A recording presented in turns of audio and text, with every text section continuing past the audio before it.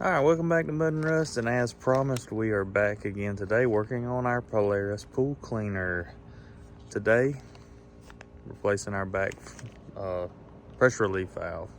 Went to go replace our backup valve the other day and realized that we have an issue with our pressure relief valve. It was cracked. So we're here replacing it today. You can go check out that other replacement in the video, but let's get started on this one for today. All right, so if you look in the other video, you will see that we had some cracks and a failure of our pressure relief assembly, pressure relief valve.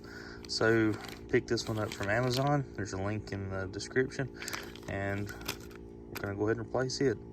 Very easy, really. It's just taking one out, plugging it back in, and hooking your hose back up. Here you can see the new one. You can see obviously no cracks, pretty stiff spring in there, so it takes a pretty good bit of force to compress it. You should direct most of your water flow from your pump to your cleaner and through the strainer. Ours was letting a lot of water out, so we're going to go ahead and screw this in here and hook everything back up and see how our cleaner does. All right, so our cleaner just kicked on. You can see the cleaner's running well along the bottom of the pool and doing its thing. So between the backup valve, pressure relief valve, working on some other little things here and there, I think we finally got our cleaner where we're gonna be able to take care of our pool. At least, get all this trash and garbage off the bottom.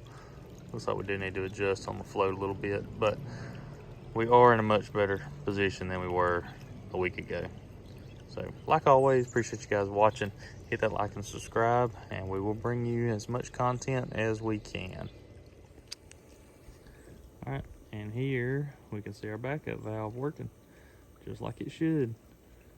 After we repaired the pressure relief valve that was in it's gonna be in the other video. But there we are, back in business. We need it too.